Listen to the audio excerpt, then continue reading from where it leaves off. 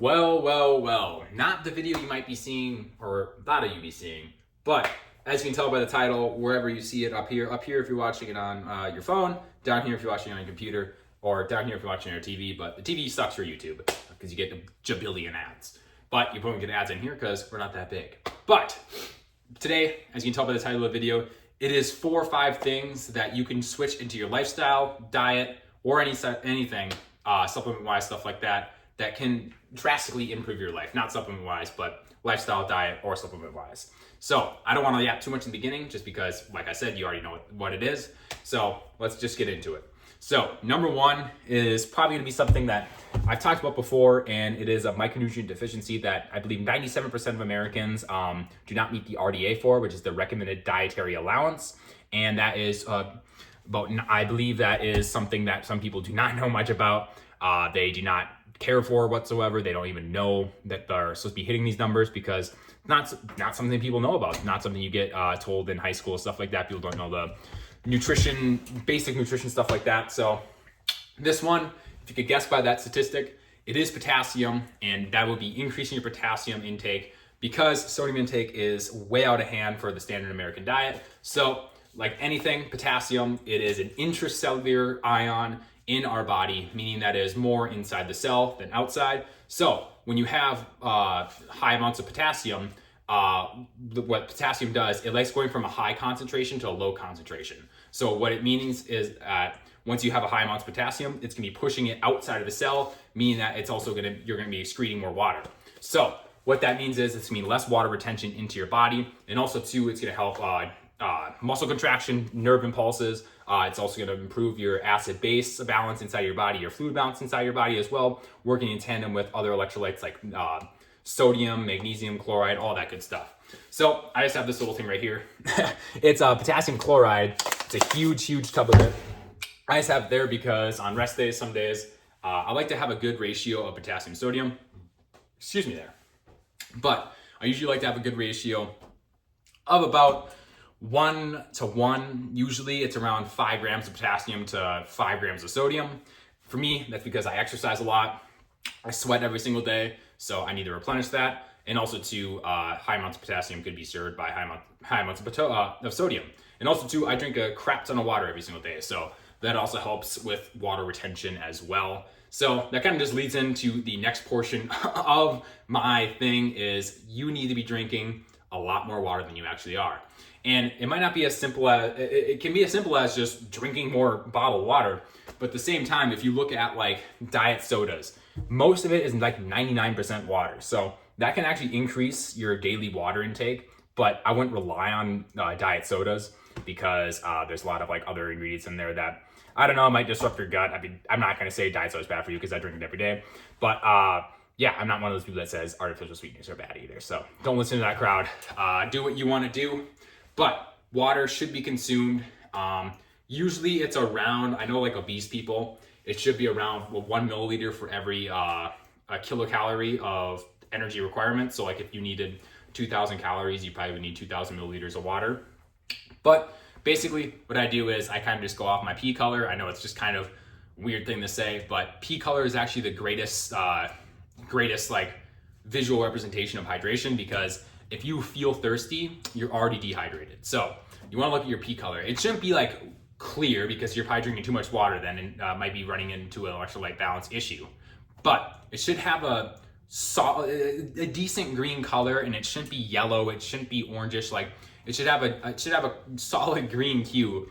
And I know like talking about pee is kind of weird, but it's useful. It's useful information. So check your pee colors. There's probably charts online. I could probably post something. If I look it up, I'll post it right here. I'm not gonna post a picture of my pee because that is just weird. That is just very weird. But the next one is kind of obvious. I know people always say it, but the carnivore crowd will like to say that this one thing is you do not need it. It is like stuff from the plants. It's plant garbage, stuff like that. But it is very good because it decreases your risk of all-cause mortality. I believe every 10 grams of this that you have a day decreases your risk of all-cause mortality by 10%. So, or it actually might be more. I need to check this stat. I'm gonna put something up right here for it. So I just need to fact check all this. I don't wanna I don't want to say things blatantly and have it be out there and be wrong. But if you could probably tell by that, it is fiber. So I just pulled out this carb balance tortilla because one of these is 45 calories and 11 grams of fiber. So what I mean by more fiber is that people are not having enough fiber. The average American gets about 13 grams of fiber, whereas males should be getting around 35 grams of fiber each day, and then females should be getting around, I believe, 30, or it's a little bit less. But I know males is 35 grams. So we're nowhere freaking near that at all.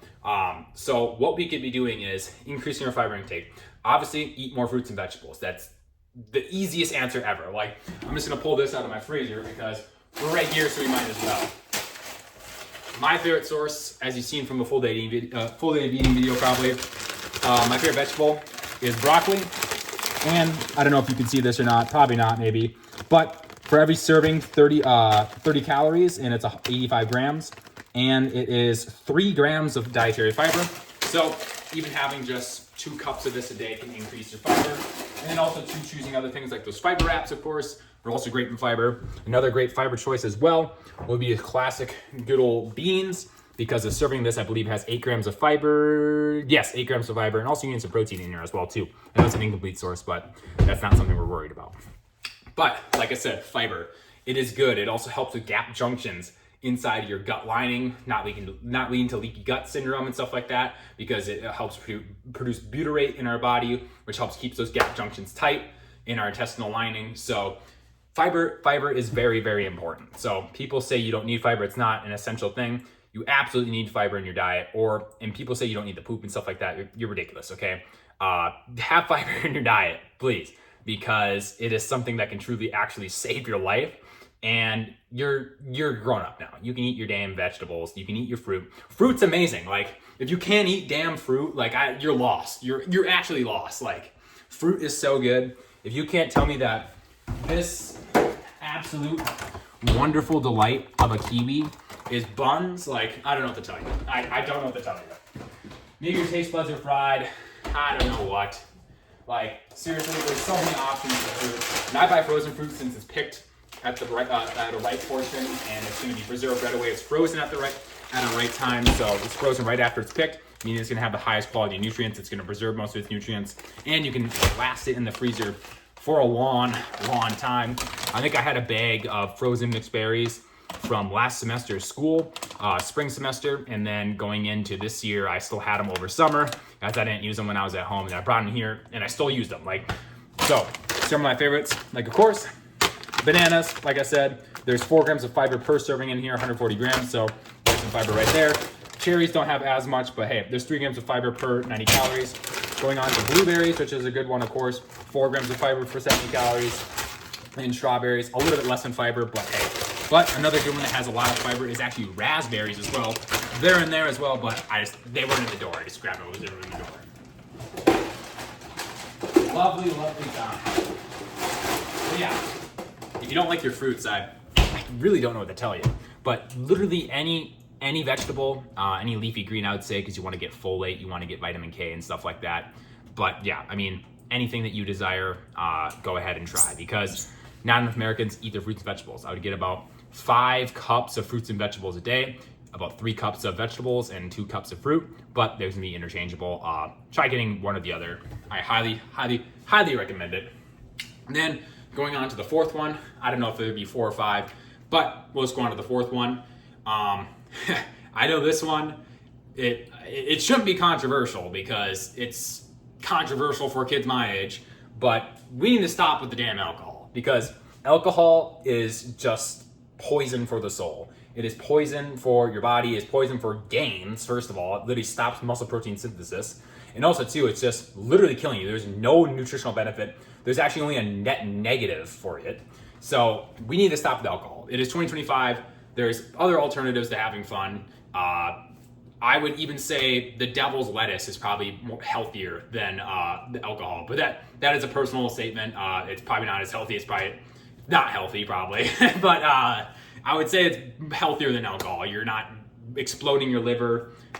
Even like moderate drinking every week is actually a net negative for your health. That study came up. I'll try finding it again. If I don't find it, I'm just dancing with 2 hands in the air, almost like 6'7". But to say that alcohol, like, it's like a social thing, like, you just need to get out of that mindset, because once you stop drinking alcohol, your tunnel vision becomes so clear. When I stopped drinking alcohol, because like I'm 21 and I don't drink, but like obviously kids drink before that. No one obviously is saying that they don't. But when I stopped drinking, like, you do not know how much better you feel. Like, it's not like I was drinking anyways. Like, I probably drank like twice when I was a freshman in college. But I just knew that it was just garbage for me and I needed to stop. So drinking is probably one of the worst things you can do for your health. I think if you drink, you're only doing yourself a disservice. I think if you're drinking every single weekend, you're only leading yourself down a worse path in life. And there's a lot of health complications that become from that. And also too, it's just not cool. I mean, like, you're wasting your money drinking. I'd rather waste my money on, not waste my money, I'd rather spend my money on food, supplements, and things that will actually support my health, my longevity, my muscle gain. I know supplements don't really do much for muscle gain, but you know what I mean? Like, stuff that actually supports a healthy lifestyle and actually supports mine or my passions. But not to say that you can't go out and hang out with friends that drink, because I have friends here that drink, but I don't drink. I'll just hang out with them though, but they don't even drink that often. But to say that alcohol is something that you need is completely outrageous, and something that, honestly, if you were to do it, you should probably only drink like, I'd say like once or twice a year, man. Like, and that's even pushing it. Like, the last time I drank was this summer, and that was like, that was my birthday when I turned 21. And that was over 3 months ago. Like, and the time I drank before that was, I don't even know, man. I think it was like, trying to think when it was. I don't even know. So that's how little I drink. I can't even remember the last time I drank besides that time. So that's the 4 that I have. I know I said 5, but the title will say 4 because I'm ending here because my voice is getting there. It's getting there. But I hope you guys enjoyed this video. I know it's a yap session, just a continuous yap session. But yeah, I kind of just like yapping. I just want to make a video. So yeah, hope you guys enjoyed it.